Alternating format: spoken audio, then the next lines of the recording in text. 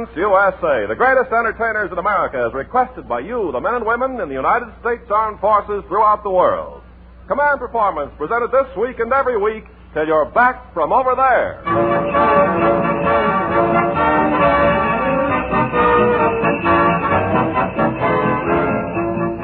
Well, gang, this is Ken Carpenter unwrapping the biggest Christmas package of the day. Command Performance, your present from Armed Forces Radio Service, Los Angeles, USA. This year, we wanted to make this a very realistic Christmas. Of course, we couldn't bring you any snow, we couldn't bring you a hunk of the North Pole or Santa Claus's igloo, but we are bringing you a man who has an icicle for a nose, and here he is, Bob Hope.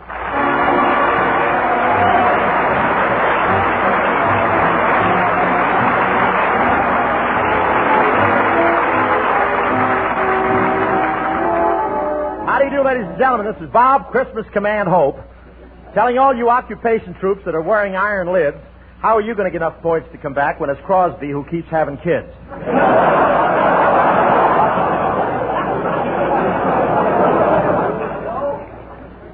Of course, even in the occupation troops are issuing passes to certain fellows for Christmas. Issuing passes to certain fellows for Christmas. That's an Army expression meaning eeny, meeny, miny, there ain't no mole. But back home, we're having our first peacetime Christmas in 4 years, and you should see the mobs at the stores. I went up to one woman and I said, isn't it wonderful to do Christmas shopping now that all the fighting has stopped?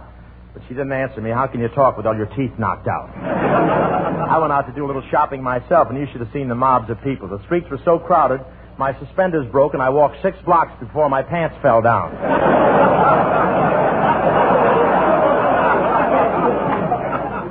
Inside the stores, it was even worse. Boy, was it crowded. I never saw so many shopping bags, and there were some pretty girls, too. I went up...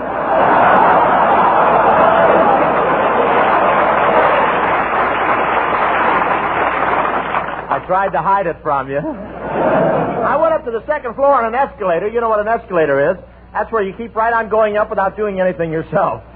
Like a second lieutenant. But you,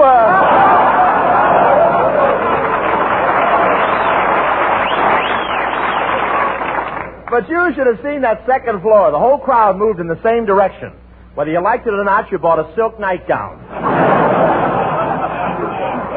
And on me, it looked good. There was such a mob, I climbed up on a counter to get some air, and before I could climb down, I was sold for $1.98. There was quite a fight going on one counter. They just one pair of beautiful silk underwear shorts for sale, and a general had hold of one end with both hands, and the civilian was pulling on the other. Just then a private walked in and saluted. He should be out of the guardhouse by 1954. But the big hit this Christmas in 1945 is the new cars. A lot of these auto companies have been working on airplanes, and they're still a little confused. In fact, one car is a new speedometer. When it hits 60, a red light flashes. When it hits 75, a bell rings. And when it hits 110, a voice says, there's been a slight mistake on the assembly line, bud. You better bail out. Really, you should see the wonderful new improvements. The two biggest features are air brakes and unbreakable windshields. You can speed up to 100 miles an hour and stop on a dime. Then you press a special button and a putty knife scrapes you off the windshield.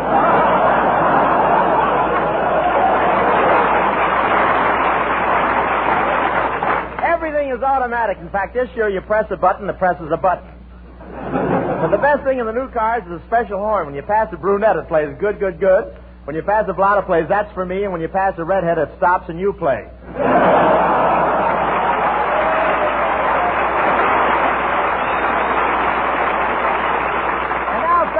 I'd like you to meet a grand old trooper. This generation loves him as dearly as the last two did. That lovable old singer of songs, Bing Crosby, right?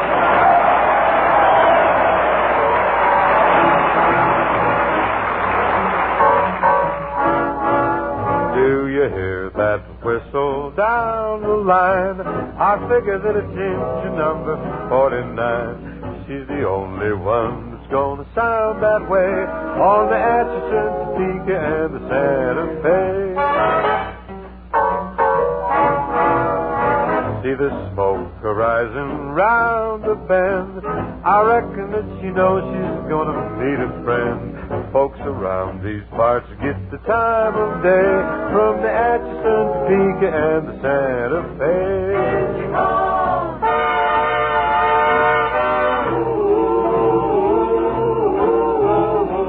Jim, you better get out the rig.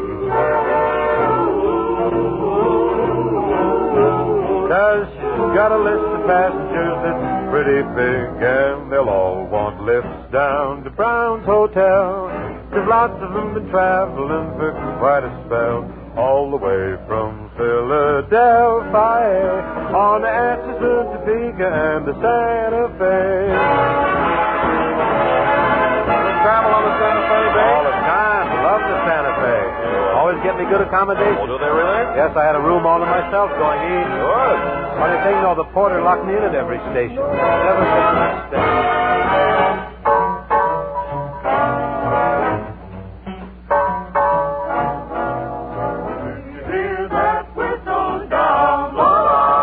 I figure that it's engine number 49. She's the only one that's gonna sound that way on the Atchison, Topeka, and the Santa Fe.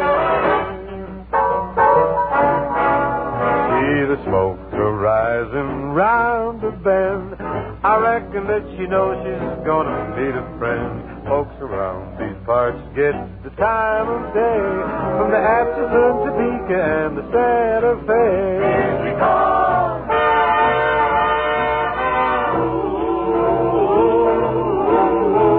Hey, Jim, you better get out the rig.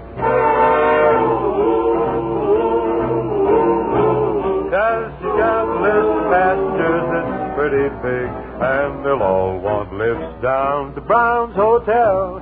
'Cause lots of them been traveling for quite a spell, all the way from Philadelphia on the Atchison, Topeka, and the Santa Fe. On the Atchison, Topeka, and the Santa Fe.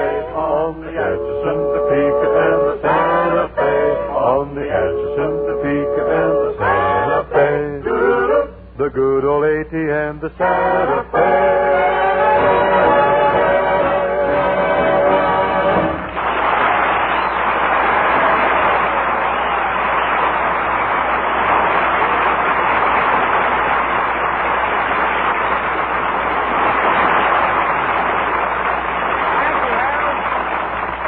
Thank you, Harold. I'm sure that was thoroughly enjoyed. I'm sure that was thoroughly enjoyed by all limited servicemen with broken hearing devices. Oh, you're very sweet, Prong Puss. Very sweet.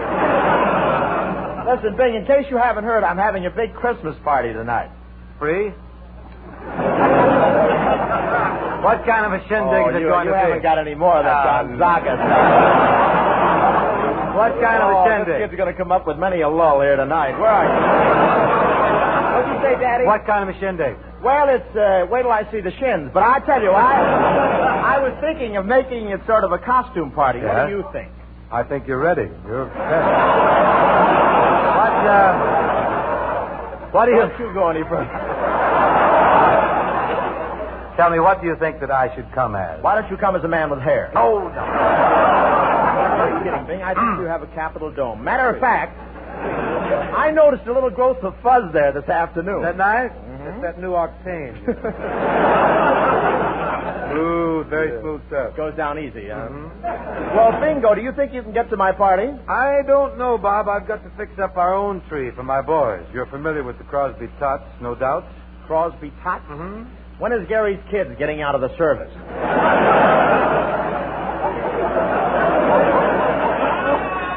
You want me to talk about... Thought you'd never make it, old boy.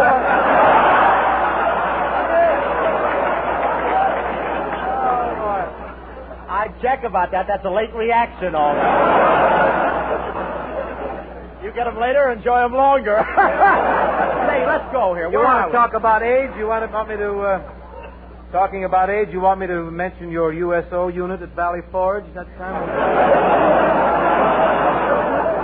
I wait so long to get something in. It's a fig. Well, you got another line. Just But you say this is going to be a masquerade party, huh? Come again? What are you coming as, really? I'm coming as the Thin Man. The Thin Man? Mm-hmm. Everybody will think you've got Asta under your vest there. But I'm just in a dither. I don't know how I should appear. Well, why don't you make up as one of your own horses? Then you wouldn't even have to show.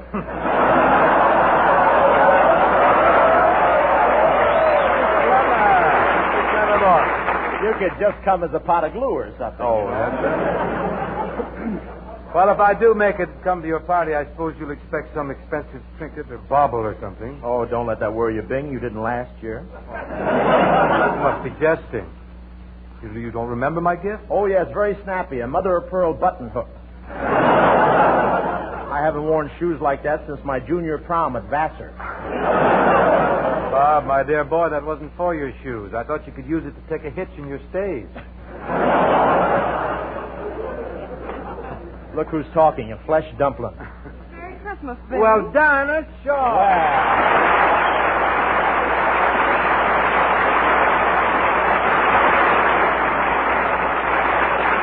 Merry Christmas, Dinah. You remember my colleague here, Bob. If it's not a yacht, throw it out, folks. Remember that? Oh, sure. I've known Bob since he was a cub. That's not fair, Dinah. Haven't I always been platonic with you? Oh, sure. Platonic. That's hope language. But what did I do with those etchings again? Are you going to Bob's party? Yes, Bing, I am. As a matter of fact, Bob suggested we have a progressive party. You know, at my house we have the hors d'oeuvres, turkey, cranberry sauce, dressing, vegetables, dessert, coffee, and brandy. And then we all go over to Bob's house. What's for, to burp?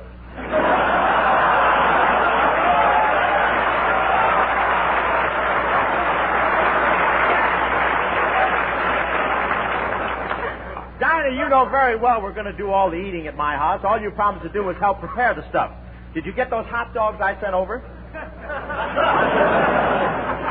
Hot dogs? All I got was 200 empty skins. What did you expect me to do with them? Fill 'em, girl. Fill 'em. Well, what with? Well, you know what with. I sent over 4 turkeys this morning. Oh, goody. Turkey first.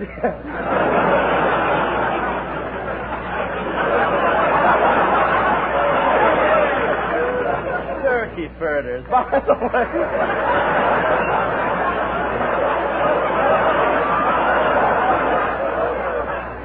He's always pulling those darbs. Say, by the way, Dinah, remember what you promised to lend me? Oh, Bob, I don't think I can. Oh, but Dinah, I need it.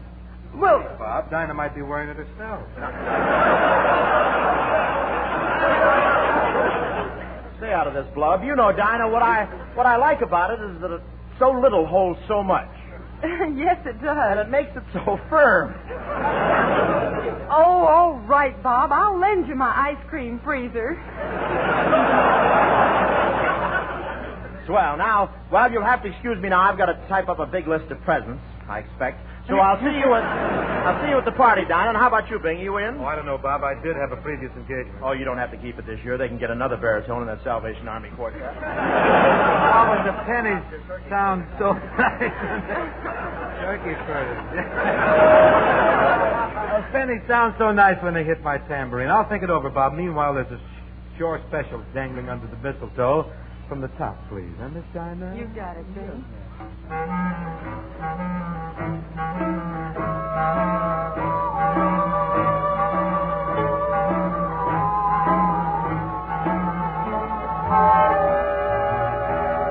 Every day along about evening, when the sunlight's beginning to fade, I ride through the slumbering shadows along the Navajo Trail.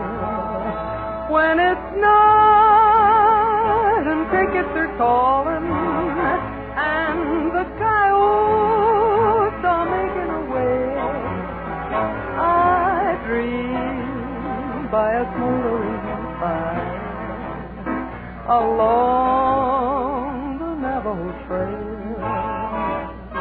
I love to lie and listen to the music when the wind is strumming a sagebrush guitar, and over yonder hill the moon is climbing. It always finds me wishing on a star. Well, what do you know? It's morning already.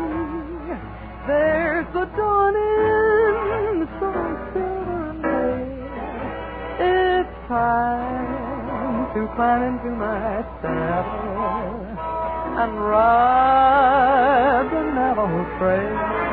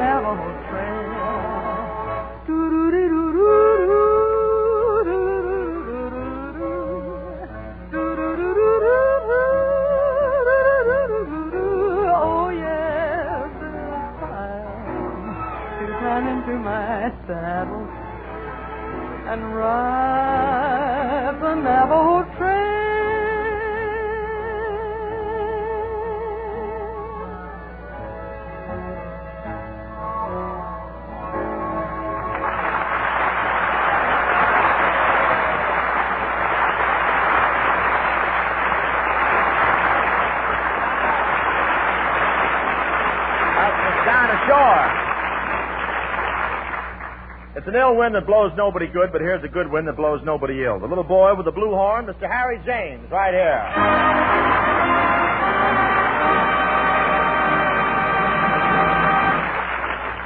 Harry, I suppose you'll be at my party tonight. Well, Bob, I don't know if I can make it. Oh, Harry, you've got to be there. Well, I don't know. I'm awfully busy. Harry, the party just can't go on if you're not there. But, gee, Bob, I'd like to come. But you must, Harry. You must. You're my best friend, my closest companion. There's no one I like better. Please come. Well, I don't know if I can. Well, okay. If you can't make it, send your wife.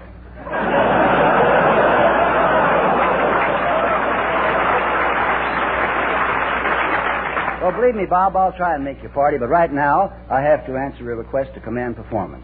Take a look at this letter I received from the Philippines, Bob. It came with a big box that contained a pretty surprising package. Well, what was in it, Harry? A Japanese bugle. Let me see the letter. Harry James, Command Performance, USA. Dear Harry, enclosed in package you'll find a Japanese bugle captured by the 4th Sound Ranging Platoon during the fighting in the Philippines.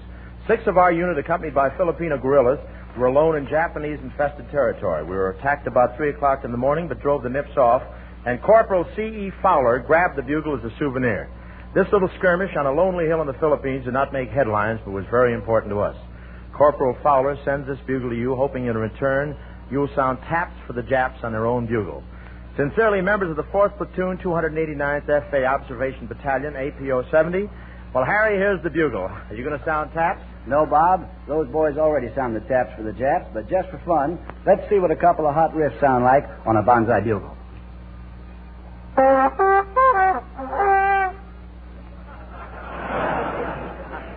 Harry, send it to Benny Goodman. Maybe it's a clarinet.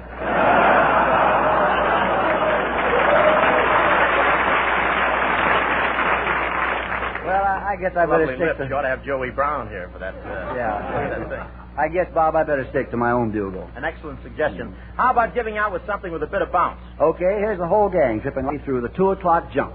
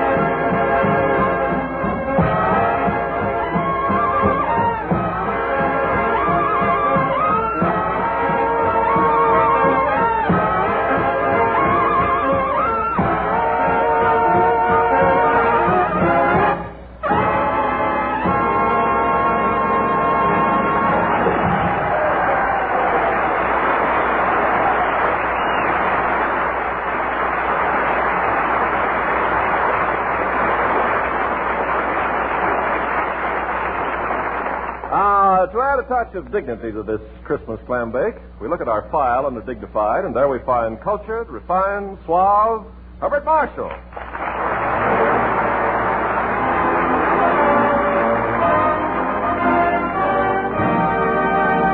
Thank you, Ken, my boy. It was nice of you to ask me over, but I'm in a bit of a hurry. I'm invited to Bob Hope's party again this year. Oh, what's your hurry, Bart? The party isn't for a little while yet. No, I have to go to the bank and get some change for tips. By the way, Ken, who is going to be at the party this year? Oh, people of great importance. Betty Davis, Luella Parsons, Humphrey Bogart, Lauren Bacall, a lot of people. How do you like that? He left that umbriago. Jimmy Durante!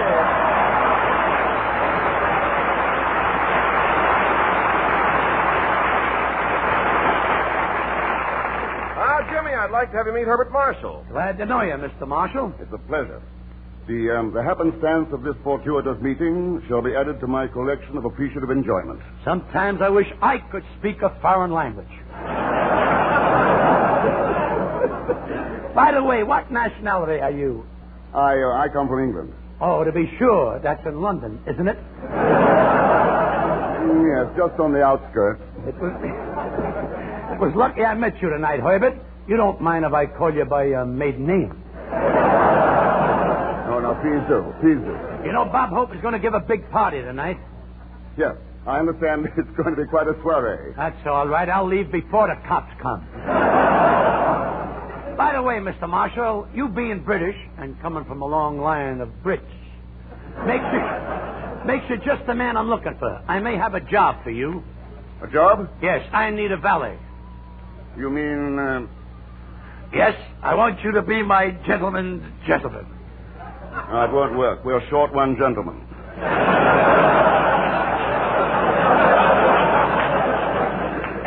Ushers, stand erect. Add a little class to the joint.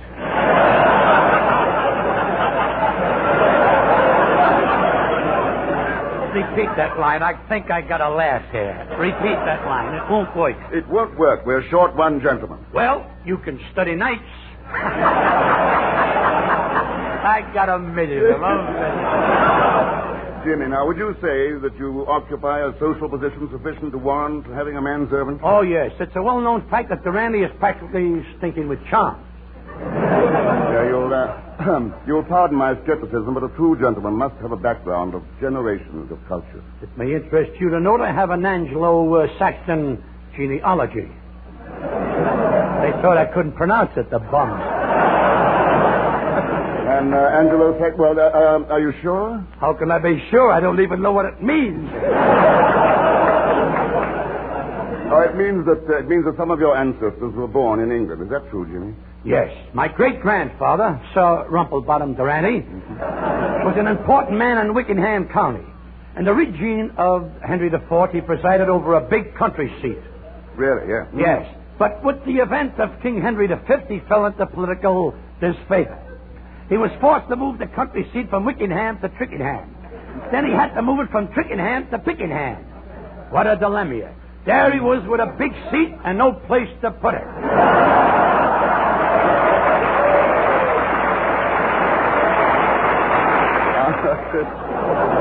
You know, Jimmy, your mentioning the names of those English townships brings back memories of my young manhood. Many is the afternoon we young fellows used to go out hunting quail. Just a minute. Did you say quail?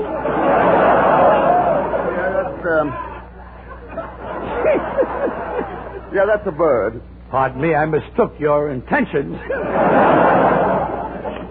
But that is neither tally nor who. Mr. Marshall, I need your advice on the proper attire from which to attire myself for the party.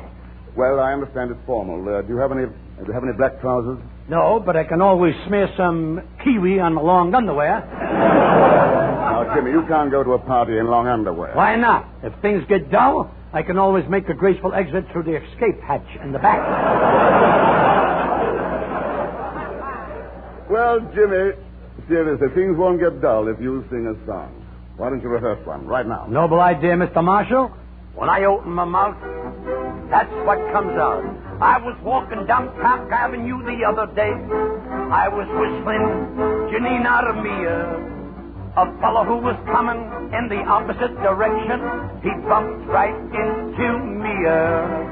Now, I didn't say nothing. I just kept on going. Don't you think he turned around and said, well, don't you look where you're going? Now, I stood aghast, as it wasn't my fault. Then he pushed me off the sidewalk onto the asphalt.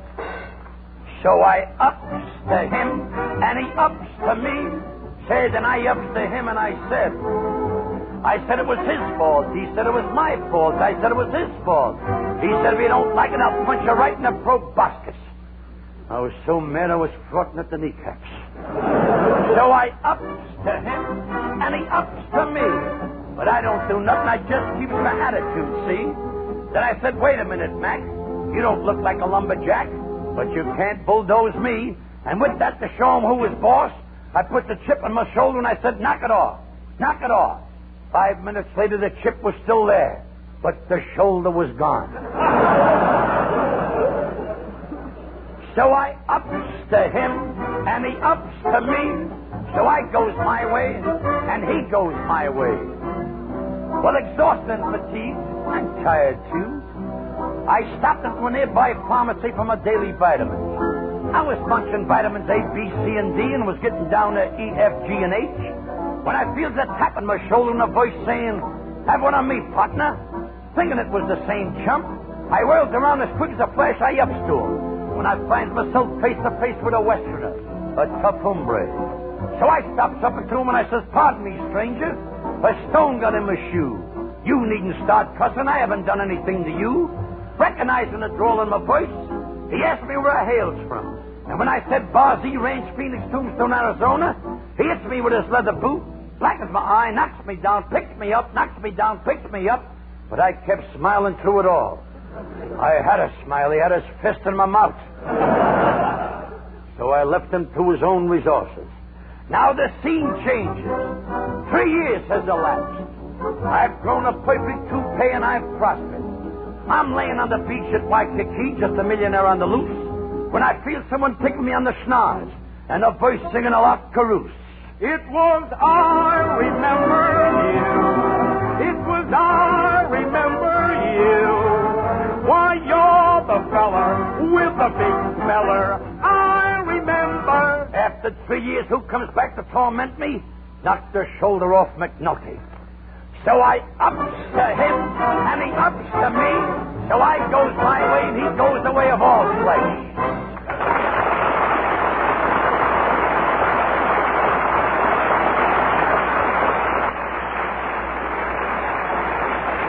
Jimmy boy. Very nice. I know some of you men are lucky enough to be stationed where you can have a big Christmas tree decorating your mess hall. And I only wish this next little thrush had a nest in each one of those trees. Here she is, Miss Jenny Sims.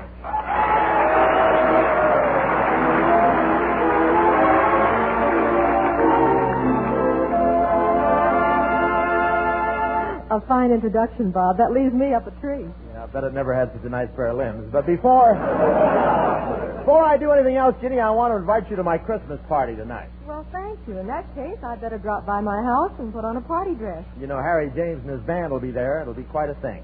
Well, in that case, I'd better put on a formal evening gown. And naturally, we'll sit out a few dances on the love seat together. I wonder where I could get my hands on a suit of armor. Time for your song now, Jenny, so why don't you go right ahead while I run out and look for a can opener. All right, Bob. All right, Bob. Here's till the end of time.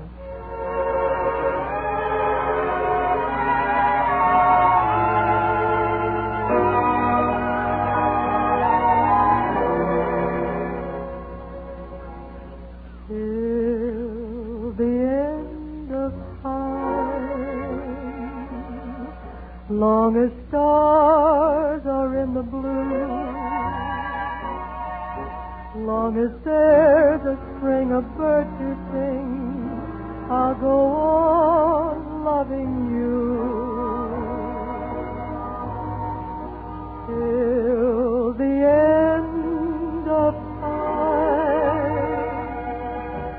long as roses bloom in May,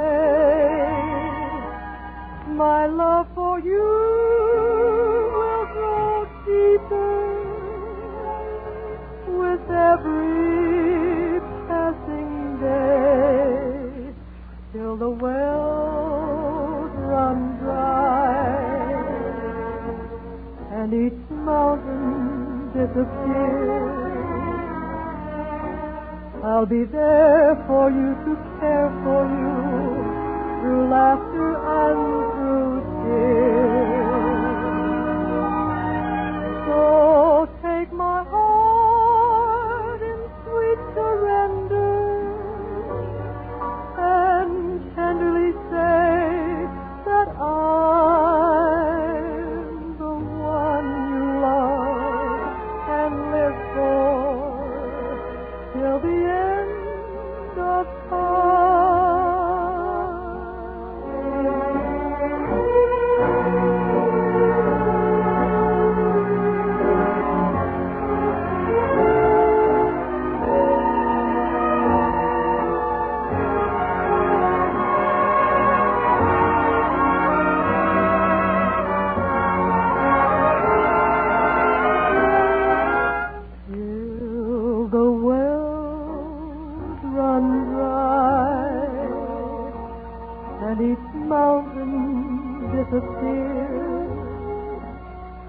I'll be there for you to care for you through laughter and through tears. So take my heart in sweet surrender and tenderly say that I'm the one you love and live for till the end of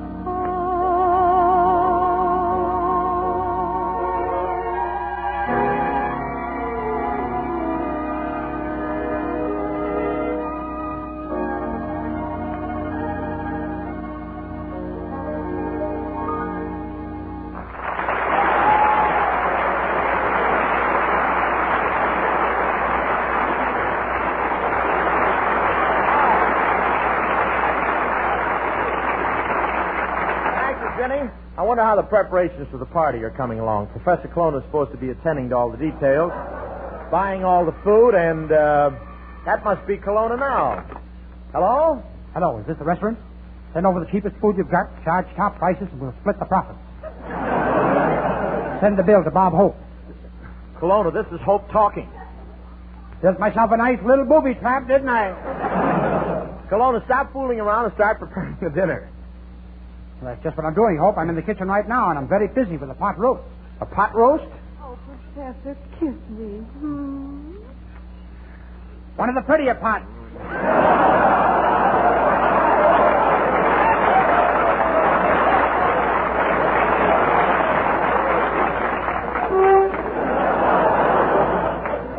Professor, why don't you just settle down and marry another idiot?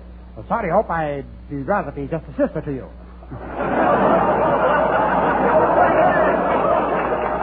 Colonna, haven't you prepared any refreshments for the party? I certainly hope. I just got a bucket of Pepsi-Cola from the cow. That's ridiculous, Colonna. Cows don't give Pepsi-Cola. They don't? No. Well, I'll taste it and see. What do you know? Southern Comfort.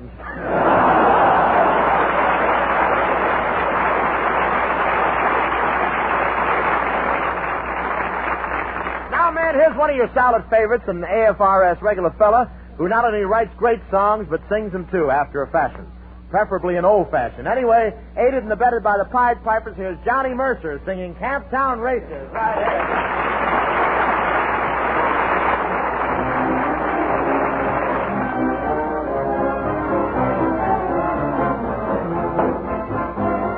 Camptown ladies sing this song, doo-dah, doo-dah. Camptown racetrack 5 miles long, doo-dah day. Come down here with my hat caved in, doo-dah, doo-dah. Can't go back with a pocket full of tin, whoa, doo-dah day. Wine to run all night, wine to run all day. I bet my money on a bobtail nag, somebody bet on the day. Oh, the long-tailed filly and the big black horse, doo-dah, doo-dah. Ride the track and the cut across, oh, doo-dah day. Fine horse horse breaking in a big mud hole. Doo-dah. Can't catch bottom with a 10-foot pole. Oh, doo-dah day. Going to run all night. Doo-dah. Going to run all day. Oh, doo-dah. Bet my money on a bobtail nag. Somebody bet on me.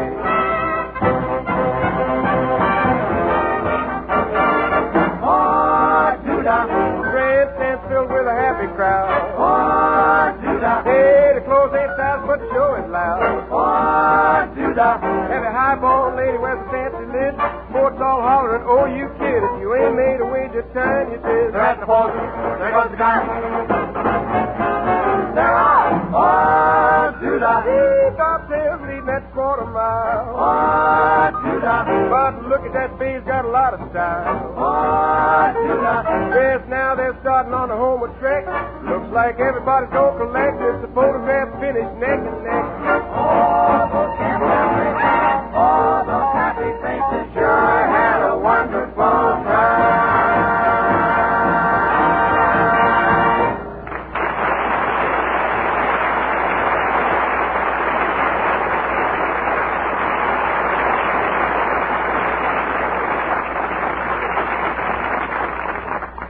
Thank you very much.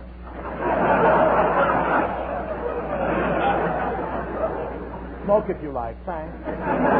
Hey, John, that was swell. How would you like to do an encore? Well, I'd like it fine, Bob, but I only had one other song prepared. Atchison, Topeka, and the Santa Fe, and that's already been done by you and Mr. Crosby. Well, don't give them to me, John, not even for Christmas. But that reminds me, Johnny, you're coming to my party tonight, aren't you? Well, yes, Bob. I made a little money on my last song. I guess I can afford it. Johnny, you sound more like Crosby every minute. That is when you talk. Somebody mentioned my name? What's the difference? You'd have come over anyway. He has to be in the middle of everything. That's what I get for giving him lines in our last picture. Now. You be a nice boy, or I'll make you call me Mr. Bergen instead of just playing Edgar.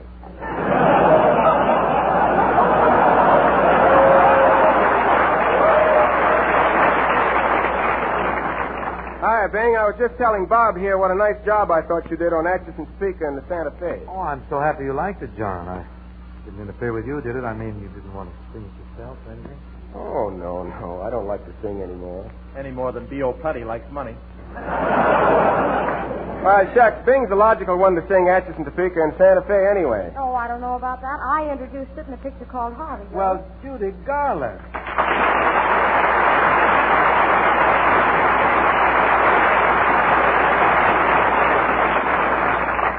Hello, Judy. Did you want to sing Atchison, Topeka, and Santa Fe tonight? Yes, I wanted to sing Atchison, Topeka, and Santa Fe tonight, too. Well, gosh, Judy, I'm sorry I sang Atchison, Topeka, and Santa Fe first.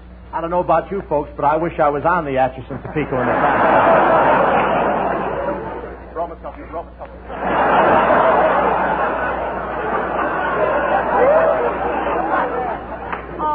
No kidding, though, Johnny. It's a swell song. How did you ever happen to get the idea for it? Well, I got the idea from a family I once visited near Topeka, Kansas. They were real hillbillies. There are no hills in Kansas. All right, they were flatbillies. And if you, Bing, and Bob will jump in and play some of the characters, we'll show the guys just how I happened to get the idea for the Atchison, Topeka, and the Santa Fe. Well, you got yourself some characters, John. A little flatbilly music, please.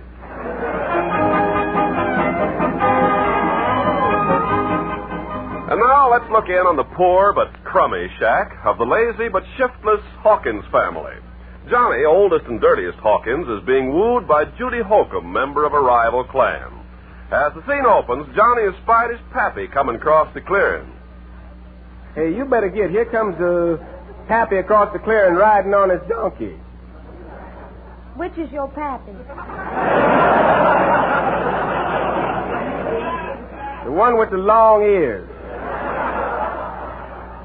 Why, that old buzzard, I'll take my gun and fill him so full of lead he'll have to send his launder to the smelting plant. Ah, you look here, Judy Holcomb. You better quit shooting holes in me. The Gophers is moving in already. Well, I can't help it. Means and Newtons and Sputins. Dag nabbit, you're right. Whenever a Holcomb gets near me, I just naturally smell the skunk. Well, there's another nostril for you. What do you smell now?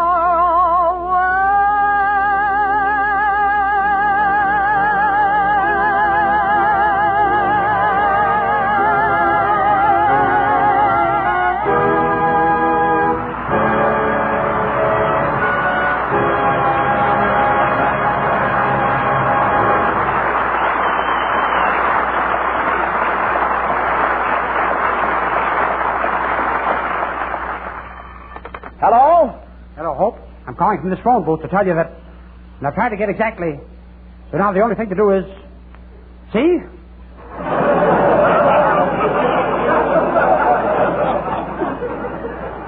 Kelowna, there must be something wrong with this connection. Why does everything you say have something missing in the middle? Use the lifesaver instead of a nickel.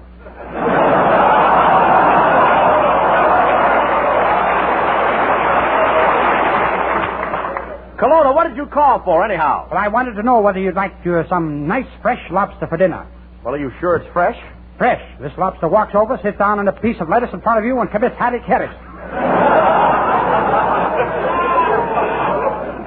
Kelowna, I thought we were going to have meat for dinner. We are, Hope. We're having rump steak. How would you like your rump steak? Rare, medium, or well done? Well done. Well, come on, bossy. Sit down on that heating pad again. You know, Kelowna, you shake my faith. No, you shake my face. I want to see what falls out of my mustache.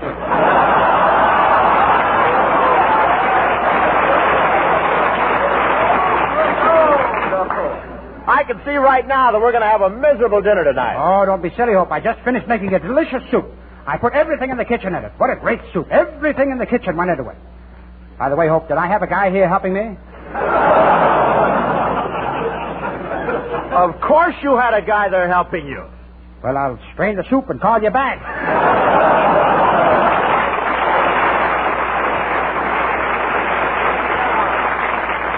And now here's another Christmas treat. Surrounding the Command Performance microphone for the umpteenth time are the Pied Pipers.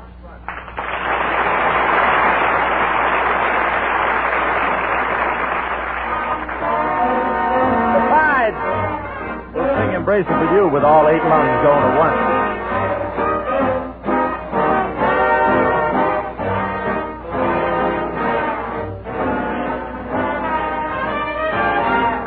Embrace me, my sweet embraceable you.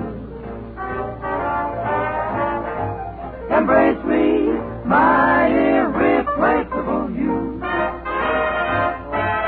Just one look at you. My heart started jumping, angry gypsy in me. You and you alone. Bring out the gypsy in me. You hear me? I love all the many charms about you. About you. Who, me? Above all, I want my arms about you. Don't be a naughty baby. Come to Papa, please do. My sweet embraceable you.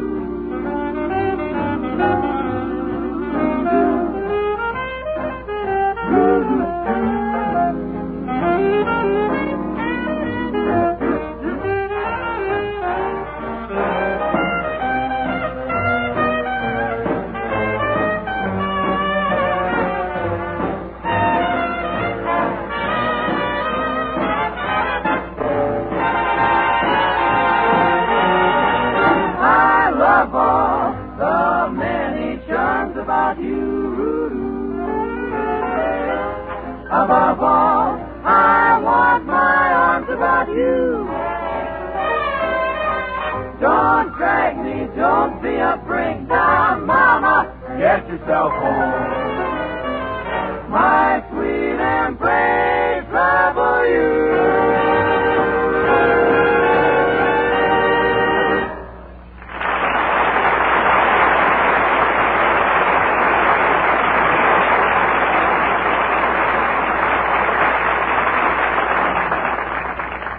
That was swell, kids, and don't forget to drop over for the party. Hey, Mr. Hope, but I... Well, and if it isn't Archie of Duffy Tavern.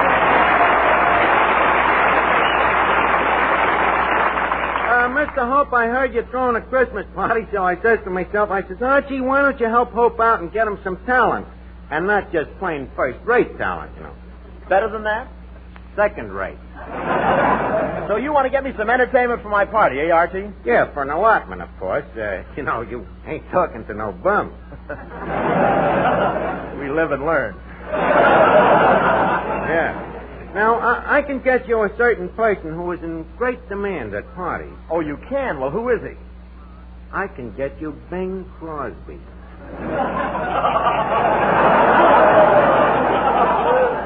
You You mean my straight man in the movies? Yeah, the fella they all laugh at.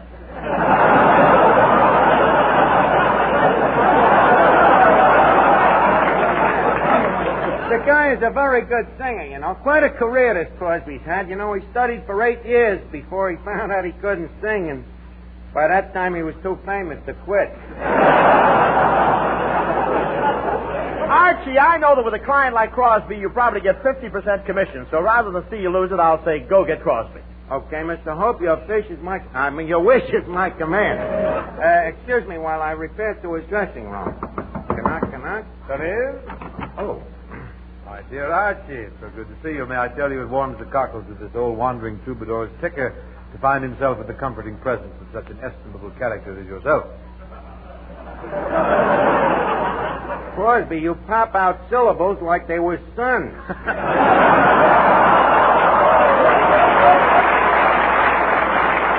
I don't mind them big words, you know, but, you know, it ain't fair to people that don't understand them. Like who? Like you. So leave us lay off if you want to use big words, you know. I'll match your vocal...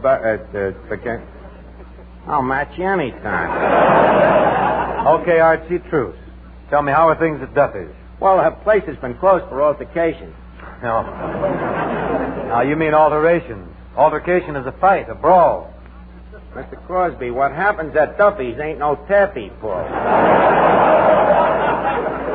When we reopen, you won't hardly know the joint. Well, the site may be different, but I have a hunch the smell will be the same. That's where you're wrong. We just sprayed the place with uranium. You see, we're going to retrench. Retrench? Yeah, enlarge the joint. Also, we're going to add a new Swedish cook, a dame, you know, one of them smorgasbords.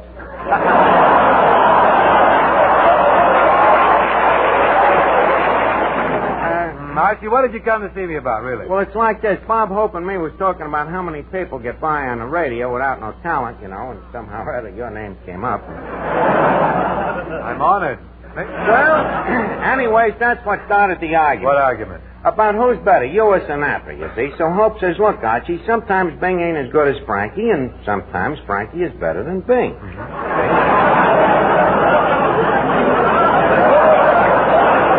And sometimes it's just the other way around. There's two sides to every question. Yeah. So I says, look at it logical, Bob. Bing is to Frankie as Stravinsky is to Haydn, see? So Hope says you're wrong, Archie. Bing is the one that should be Haydn. Thank you. Okay, no compliment intended. Crosby, leave us stop this shilly-dally and get down to business. What's on your mind, Archie? Well, I want you to sing on Bob Hope's Christmas party. I suppose if it's for Hope, it's for charity. How much do you get back? Well, I wasn't coming to that, but here I am. Well, at Duffy's, you remember I offered you $15 a week? You think I was worth it, huh? No, but what can you get for $15 these days? But do you know how much I'm going to ask for you from Hope? How much? $20. $20? Yeah. Suppose he finds out I work for you for the 15. I'll tell him it included meals. Don't forget, 3 meals a day, 7 days a week at Duffy's Tavern is easy worth $2. Well, 15 and 2, that's only 17. Yeah, well, since that time you made that picture that's going my way so that your name is worth something. That'd be another buck. Yeah, but that's only 18. How are you going to get the other two? The other two? It sure is tough getting you big dough, Crosby. But you know that Hope ain't too bright neither, so maybe we can railroad her. Well, you do the best.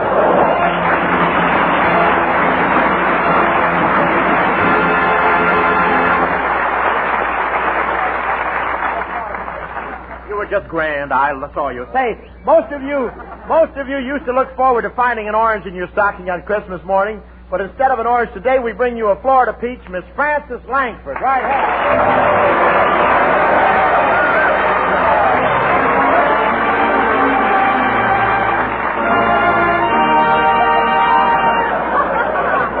Say. Hello, Bob. Merry Christmas, boys. Francis, you're coming to my Christmas party, aren't you? Oh, fine. Are you going to play Santa Claus again this year? No, last year I got in a lot of trouble playing Santa Claus. You did? Yeah, I had a big pillow tucked under my belt, and I'll never forget a tough kid came up and punched me right in the stomach. What'd you do? I snowed on him for 10 minutes. You never told me, Bob. How'd you like that beautiful white sweater I knitted for you last year? Oh, it was swell, Francis, but it was a little loose and stretchy. Loose and stretchy? Yes, I put it on Christmas morning and hung down on my hips. By noon, it was down to my ankles. And in the evening, I was coming out of a flower shop with the back dragging along the ground. And an old woman said, "You're a lovely bride, my dear, but where's the groom?" Santa... Let's not get antagonistic, folks.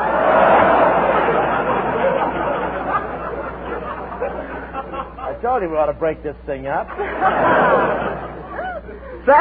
Santa was pretty good to you last year, wasn't he, Francis? Oh, yes. Lots of people gave me expensive presents. And I got a gift from you, too, Bob. Oh, now. Now, wait a minute, Francis. That wasn't a cheap necklace I gave you. Those pearls looked exactly like the real thing. They were nice and white and shiny, weren't they? Yes, Bob. You certainly did a wonderful job of spraying Pepsodent on those BBs. Well, how about giving me a hint this year, Francis? Oh, I don't really need anything, Bob. I'm happy enough with these new nylon stockings. Oh, is that new parachute nylon the government released? Yes. In fact, these happen to be made from a parachute. Oh. Bob, stop looking for the ripcord. Just trying to win my wings. Well, taxi down the runway while I take off with the saw.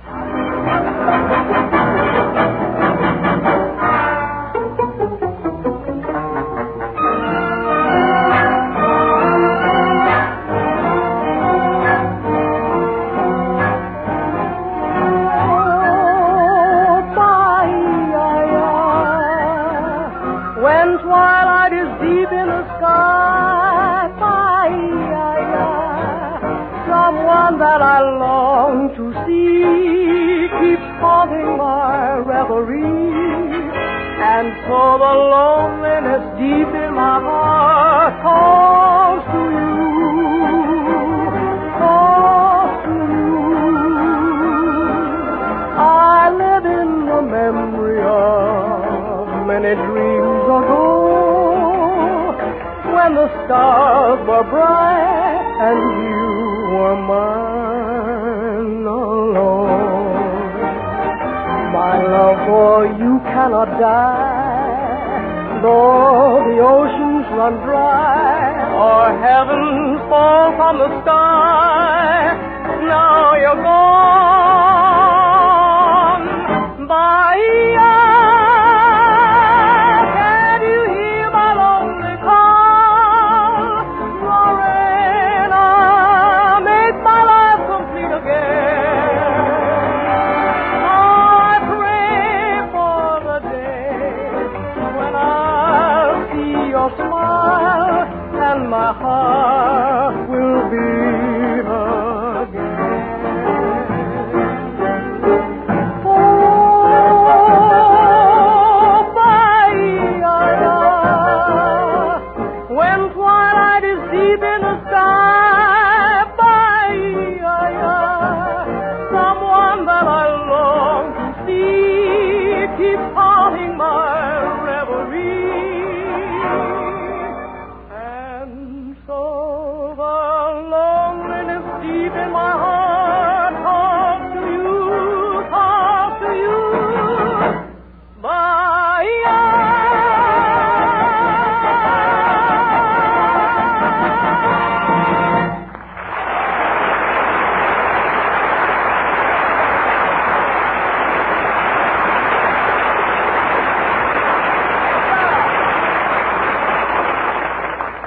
And now this Christmas command turns to... Pardon me, Bob, but I got to talk to you right away. Well, it's the professor from the College of Musical Knowledge, Kay Kaiser.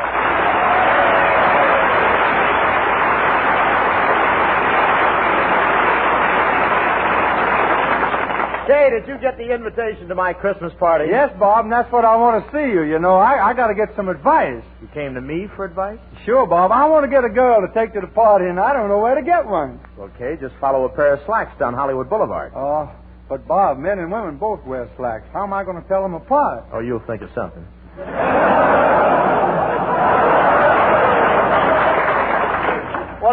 about girls. After all, you know what Kipling said. A woman is nothing but a rag, a bone, and a hank of hair. I know, but they're put together so nice.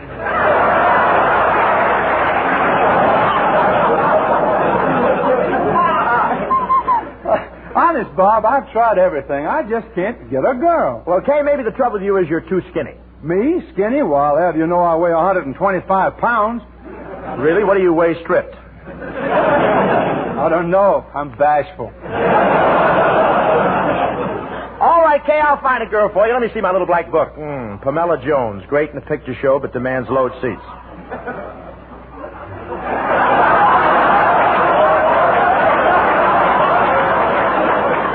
He used to be in my band. He's got to laugh. Yeah, it looks like he's one that wants to come back. That's the fella you paid, I guess. Yeah. Well, all right, Kay, I'll find a girl for you. Let me see my little black book. Don't laugh at me. I don't have a band, brother.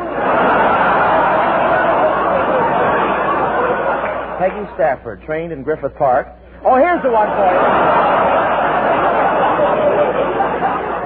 Here's the one for you, Kay.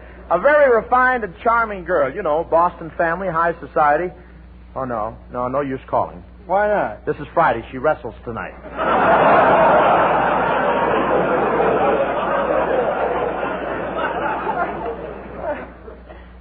Don't worry. That's me? Oh, no. That's you. Read anything through there. It all sounds... I told you to wear the thick lenses. It's right there.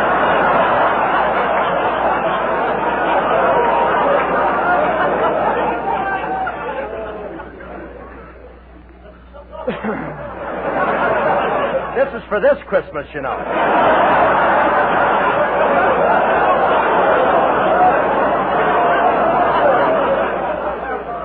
I don't know how I'm going to come to your party, Bob, if I can't find a girl. Oh, well, don't worry, Kay. There's a girl waiting for you in some nook or cranny. Well, what do you do, men?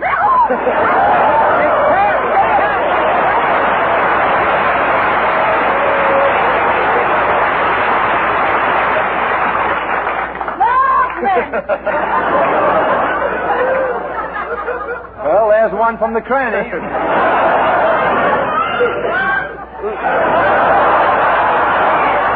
Here's where I kill two birds with one stone. Say, Kay, you want a nice, pure girl, don't you? I sure do. And Cash, you want a nice, simple fella, don't you? I do. I now pronounce you pure and simple.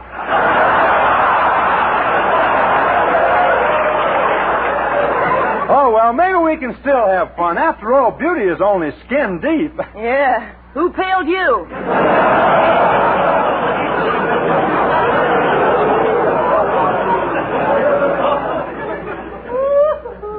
Well, I'm getting out of here. I got to find a girl. Oh, well, GK, how am I ever going to catch him in? Say, do you think I should wear a heavier perfume? No, wear a lighter perfume and carry a heavier club. Don't have to do that. Oh, gee whiz. Another romance, another failure. Every time I thought I was going to get married, I planted seeds to raise my own orange blossoms. You did? Yeah. Now I got 10,000 crates of oranges and no one to squeeze them. Say, look, Kay, take me to the party tonight. You won't be ashamed of me, honest.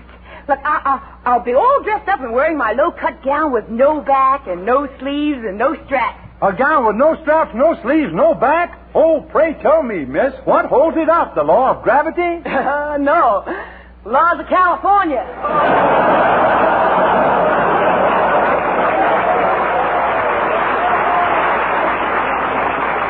I'll take it over, Cass. Maybe I will take you to the party. Oh, well, wonderful, Kay. You know, I'm so happy I could sing. Okay, you take it on the high note, and I'll take it on the lamb. Okay,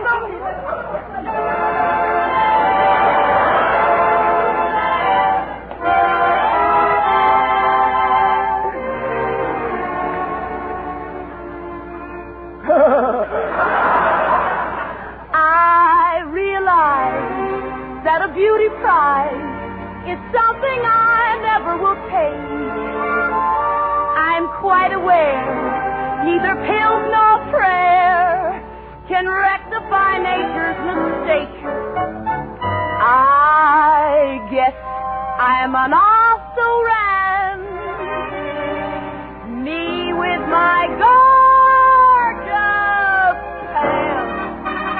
Every time I try to get a man, he always gets away. Well, you can't blame a gal for trying. There was one who seemed to love me till I tried to name a day. Well, you can't blame a gal for trying. One guy almost married me the very night we met. Then he saw me in the daylight, and he ain't stopped running yet. I may never get a sucker from a broken down brunette, but you can't blame a gal for trying.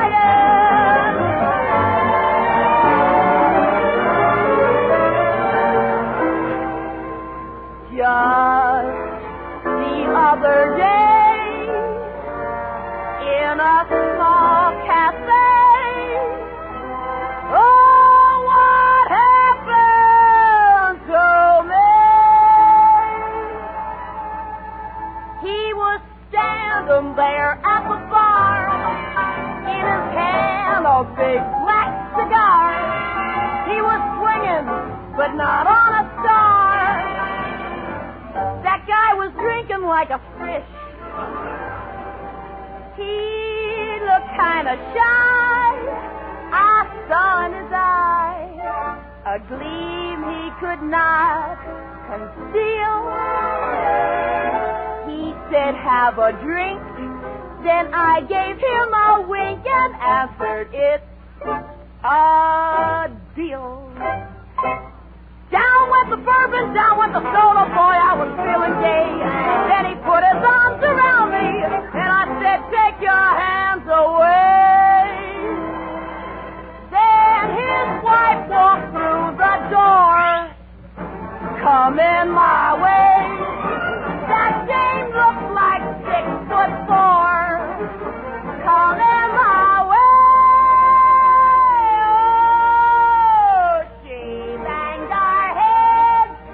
Oh, she was as tough as leather. It was Murder Jack. Boy, did she get rough. It was Murder Jack. He started throwing stuff. And when she punched me squarely in the jaw, you'll never know how many stars I saw. And round I went, down and down I went. She stretched me out flat on the floor. Then she roared, I'm out of ammunition. She was bored, so she called an intermission. I got up from my flattened out position and I ran away. I didn't sleep a wink that night because my jaw was swollen tight. I had to call the doctor that morning to see if everything was still all right. And when he opened up my mouth that morning, he said, my dear, there's not a tooth inside. I'll never smile. My smiling days are through. I'm always making up my mind to stay away from them. But when I see someone wearing pants, I get the same old yam. I may wind up in another mess, but here I go again. Well, you can't blame a girl for trying.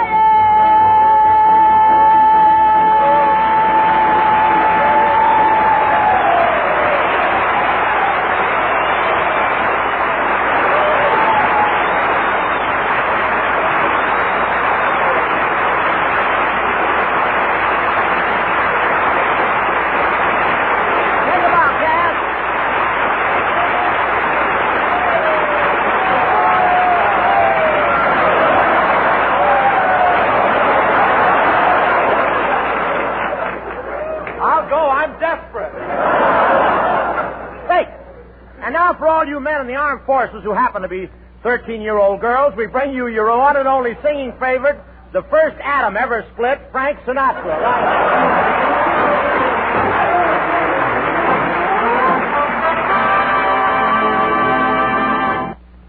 lie down anywhere. Thank you. That's a very peachy introduction, Dad. Peachy? So only 13-year-old girls like me, huh? That's what I hear. All this stuff about 13-year-olds and me is just plain propaganda. I know one beautiful movie star who goes for me, and she isn't 13 either. Really? I didn't know Lassie cared. Well, she does. Yeah, come to think of it, Frank, why shouldn't Lassie love you? That's Sure. a great thrill for a dog, hearing a pile of bones sing.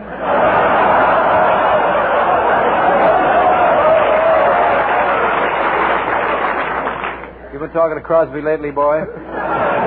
Can't miss him. Well, after all, Frankie, the guy works at the same studio with me. I got to talk to him sometimes. You see, he has the key to the washroom.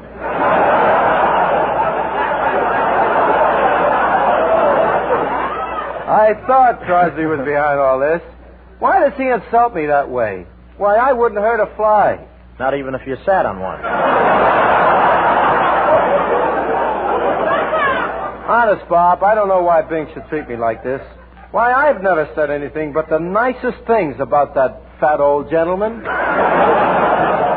Frankie, look, this is Christmas.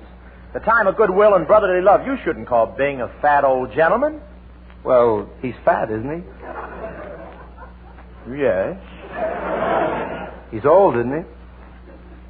Yes. He's a See how wrong you are? What better time is there than Christmas to end all this petty squabbling? Well, what do you suggest, Bob? Well, why don't the two of you get it all out of your systems at once? Insult each other as hard as you can, and after that, you've got to become friends. Gee, that sounds wonderful. You mean I can say anything to him that I want? Sure. Oh, boy. Tie his hands and let's go, kid.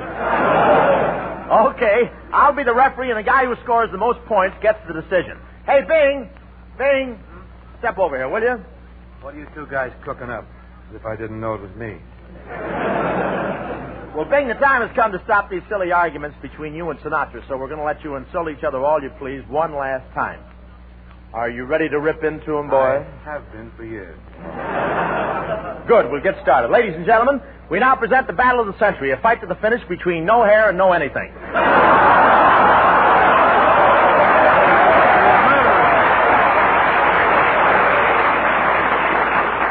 Red Skelton gets out soon. You watch it. He said, take your time. What'd you say, dear? Red Skelton will be out soon. Yeah.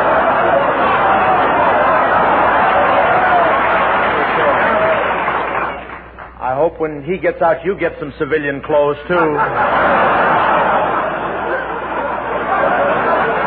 right. You look like Jeff Davis's advance agent.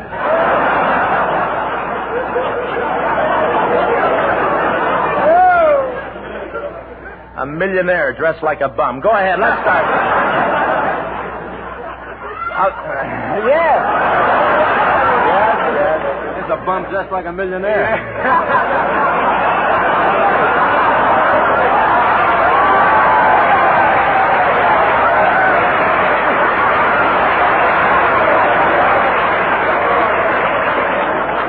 Isn't that amazing? Isn't that amazing? He finally found his lungs and said something. In this corner, a fight to the finish between no hair and no anything. In this corner, dynamic Frank Sinatra, weight 175.5 ounces. And over here, bulging Bing Crosby, right in the pink of young lardhood.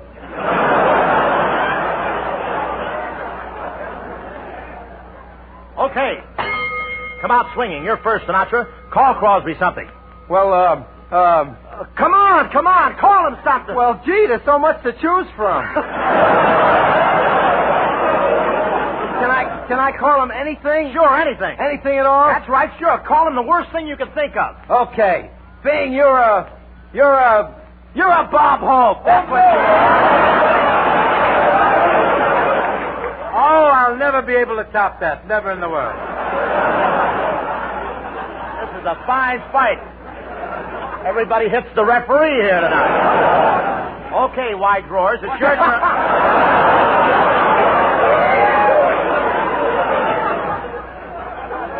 It's your turn to insult Bones. Okay. Well, let's see now. I'd like to come up with something that'll live for years, even if the recipient won't. I think I have it. All right, let it go. Sinatra, you, sir, are so completely emaciated that you could stroll through an olive without even disturbing the pimento. End of round one. We find at this point that Crosby is leading by a nose. Glad you're not in this, Hope.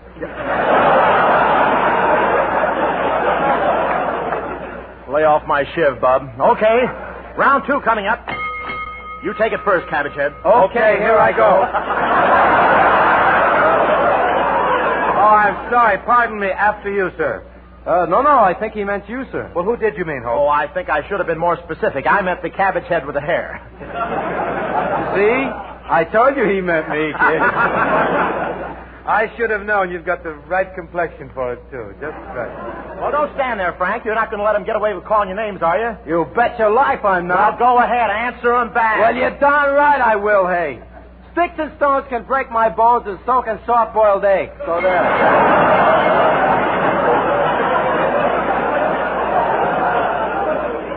Well, that ends it, folks. Command Performance has just brought you a battle between two great singers, Too Little and Too Late. Okay, boys, the insults are over. This is Christmas. You're both coming to my party later on. Step up here and shake hands. Okay, Frankie, put her there. Shake, Bing. Oh, well, I can always use it to wipe the windshield.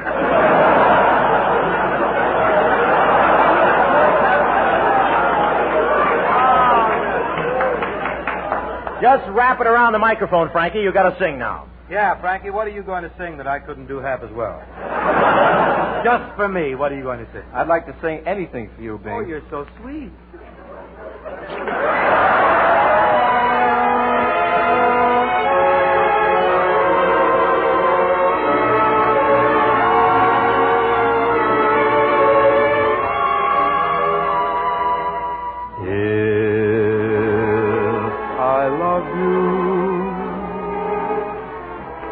Time and again I would try to say all I'd want you to know.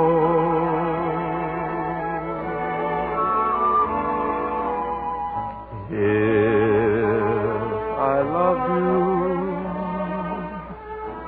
you, words wouldn't come in an easy way.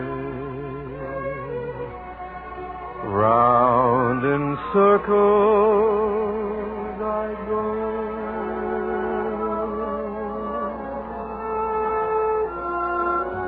Longing to tell you, but afraid and shy. I'd let my golden chances pass me by. Soon you'd leave me. Off you would go in the mist of day. Never, never to know.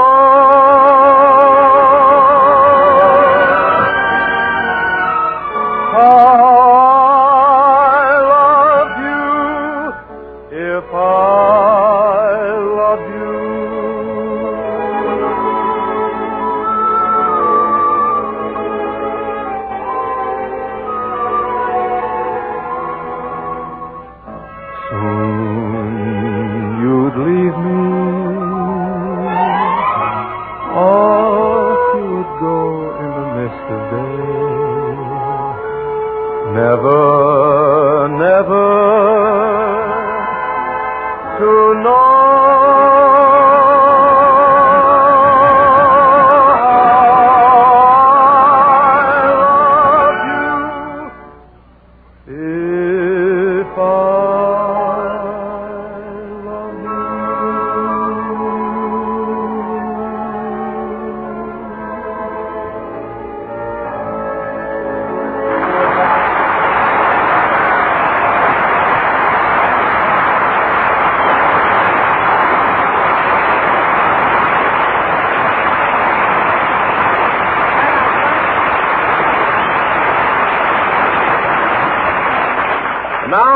3 hours later. We take you to Bob Hope's house on this Merry Christmas Eve. Yes, it's a great night for Bob. All his friends are there to help him celebrate. Everyone who loves him is at his house tonight. Let's look in on this scene of gaiety. For I'm a jolly good fellow. For I'm a jolly good fellow. For I'm a jolly good fellow, which nobody can deny. 'Cause no one's there. You can't sing either, huh? Gee, what a party. I expected 50 people and not one showed up. Now I'm stuck with 13 cupcakes.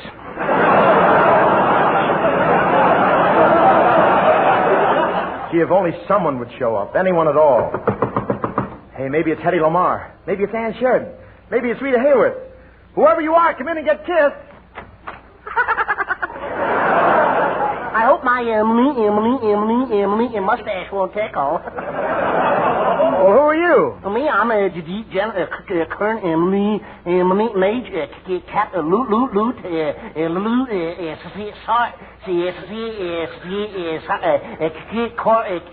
private sad sack.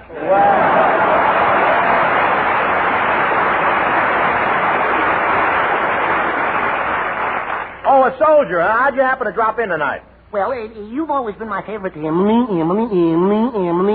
star. You see, I just love you on the radio. I wanted to see the great Bob Hope and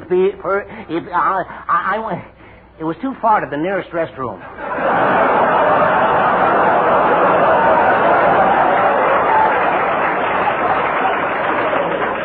Is that the only reason you came to my party? Well, frankly, no. I thought you might have some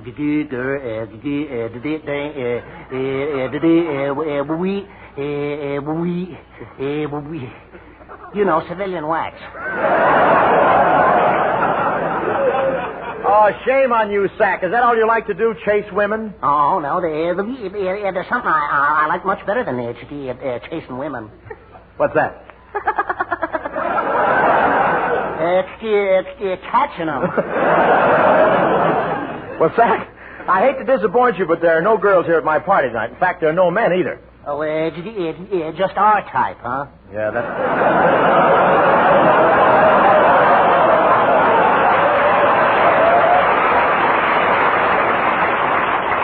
Yeah, that's the way it is, Sack. I invited a whole crowd and no one showed up. Gee, yeah, that's too bad. Yeah, and I fixed up a big spread, too. Look over there in the dining room. See that big table of food with the cute maid standing next to it? Yeah. Well, there's no use letting it go to waste. Why don't you go over and help yourself to anything you want? Don't you think she'll mind? Oh, that's okay. And to show you my heart's really in the right place, servicemen, half price. So long.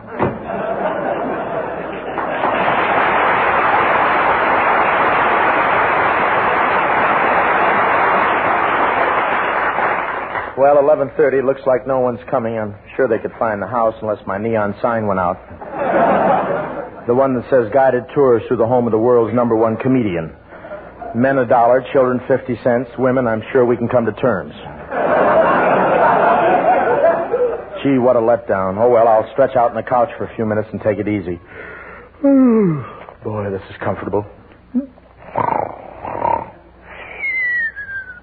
Hetty, please.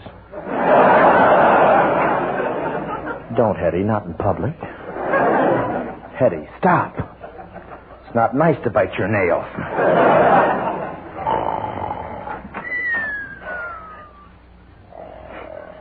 Gee, look, on the couch. Yes, it's Bob, fast asleep. Aw, isn't he cute, all curled up? Curled up is right. See, you'd think he'd get his nose straightened out, wouldn't you?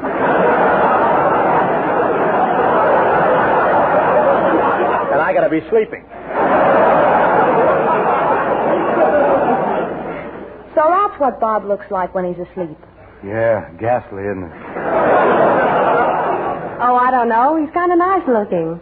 Look at that square chin. And look at those square shoulders. Yeah, he's one of the biggest squares I ever saw.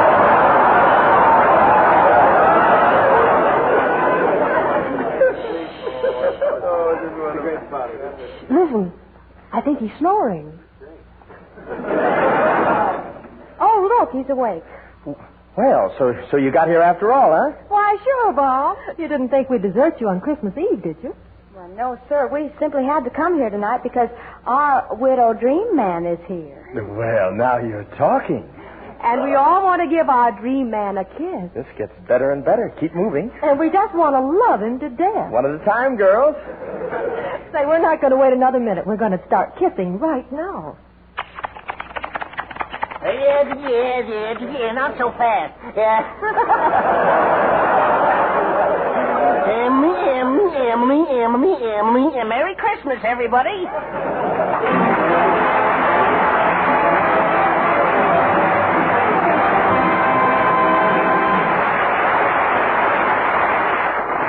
Now, the Christmassy note, here's the Bob Mitchell Boys Choir, and Santa Claus is coming to town. The night before Christmas and all through the house, not a creature is stirring, not even a mouse. Better watch out, better not cry, better not fight, I'm telling you why. Santa Claus is coming to town. Making a list, checking it twice, gonna find out who's naughty and nice. Santa Claus is coming to town. He sees you when you're sleeping. He knows when you're awake. He knows if you've been bad or good, so be good for goodness sake. Oh, you better watch out, better not cry, better not pout, I'm telling you why. Santa Claus is coming to town. Have you been good as you could, as boys and girls all should? Who didn't mind? And who has been kind, as any good youngster would. Oh. Better watch out, better not cry, better not pout, I'm telling you why. Santa Claus is coming to town. He's making a list, checking it twice, gonna find out who's naughty and nice. Santa Claus is coming to town. He sees you when you're sleeping. He knows when you're awake. He knows if you've been bad or good. So be good for goodness sake. Oh, you better watch out. Better not cry. Better not pout. I'm telling you why. Santa Claus is coming to town.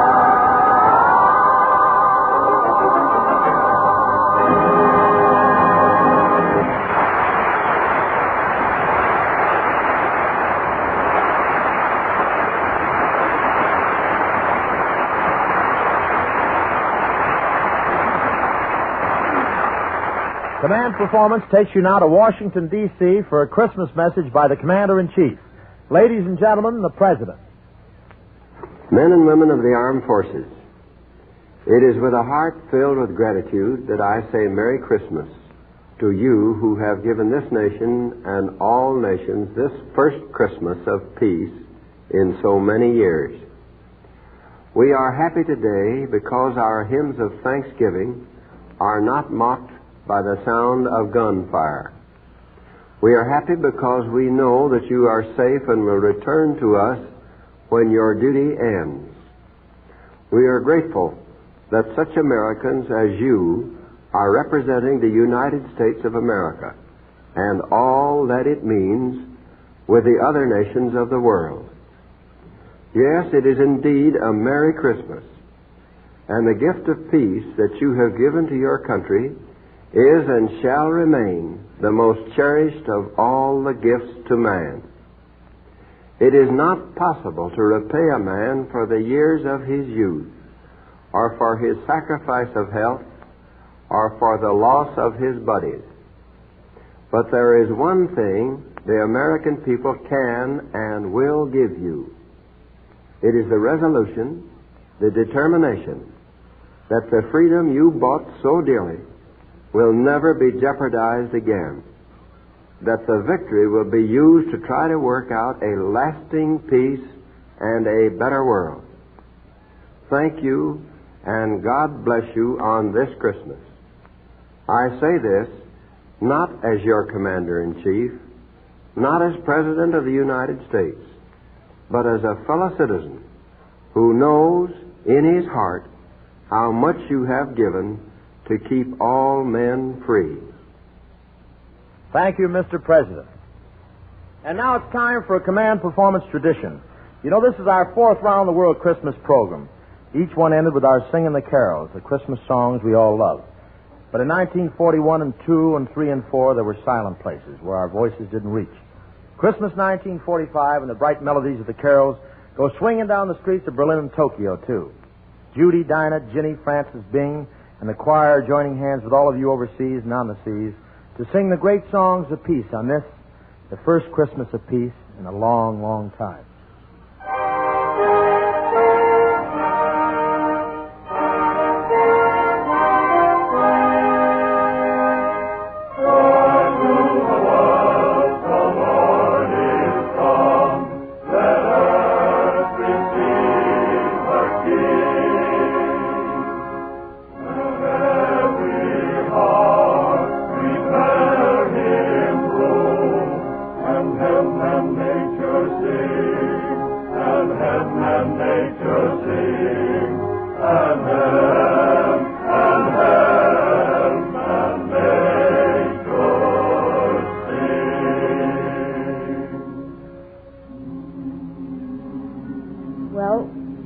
Streets all connect now. Euclid Avenue and the Wilhelmstrasse, Broadway and the Ginza, Wilshire Boulevard and the jungle paths and airstrips of Africa and Asia and the islands of the sea. And so on this night when the Prince of Peace was born, all of us are joyful and triumphant. Francis? Oh, come, all ye faithful, joyful and triumphant.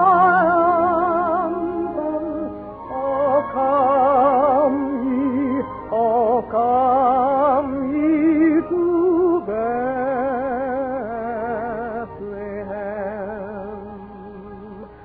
Come and behold him, born the King of angels. Oh, come, let us adore him. Come, let us adore him.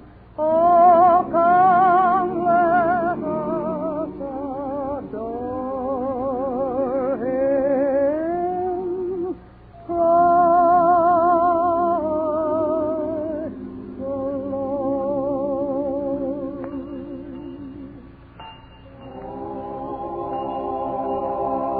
The Santa Claus on the corner with a belt in his hand has a faraway look in his eye. He knows that he can't really celebrate until all of you come home.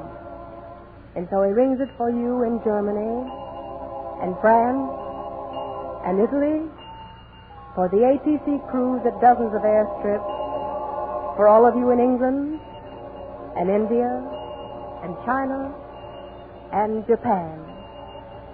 And not far from Santa's Corner and Little Church, your folks are sitting, and they sing a song of peace on earth, and in their hearts is great thanksgiving.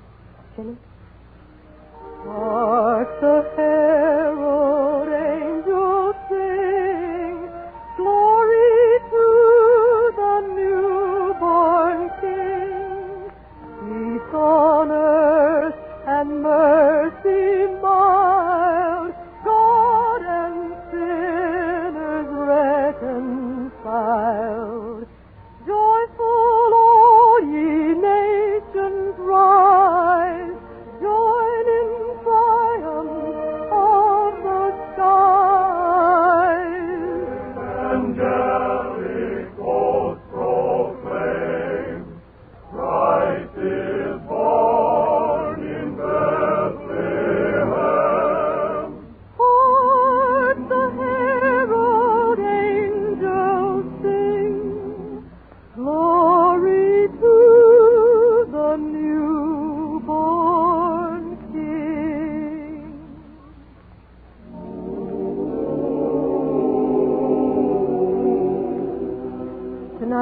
in the cathedrals of the world, the freedom-loving people of the United Nations, citizens of Earth, are singing a song of liberty. They find strength and peace as they did in war by heralding again the moment 1945 years ago when a little child was born. Oh, little town of Bethlehem, how still we see thee lie above thy deep and dreamless sleep. The silent stars go by. Yet in my dark street shines the everlasting light. The hopes and fears of all the years are born in thee tonight.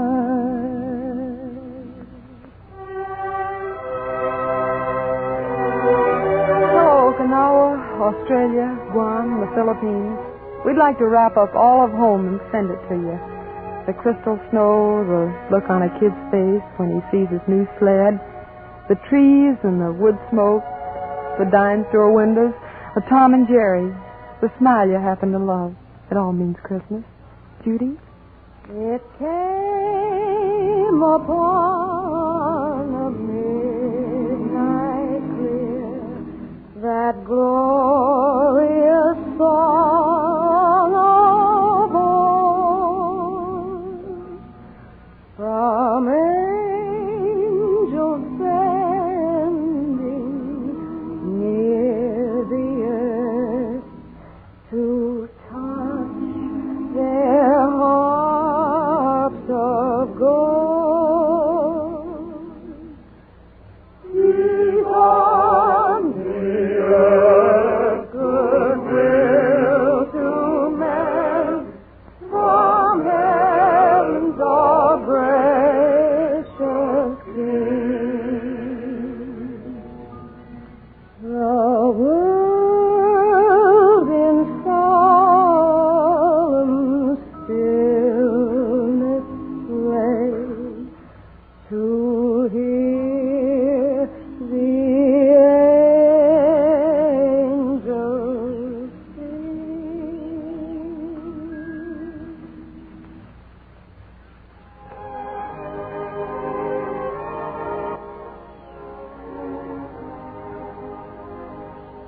This is a happy Christmas, all right. It's a great Christmas. Next year, pray God, all of you will be singing this at your own fireplaces, around your own trees. This song that means so much to all of us.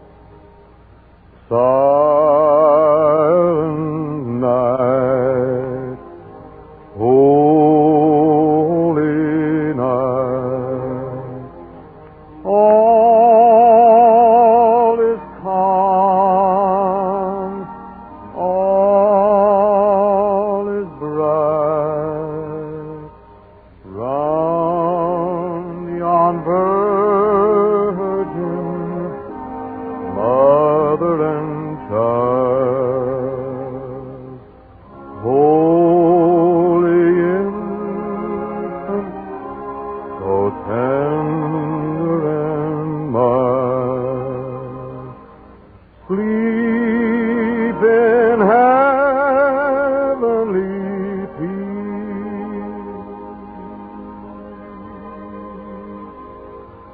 sleep in heavenly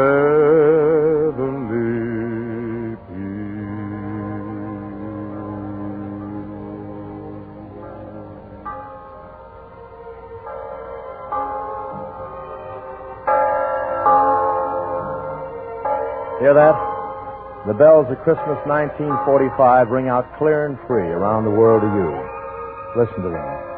Their message comes from the hearts of 132 million grateful Americans. Peace on earth, goodwill to men. And Merry Christmas to all of you.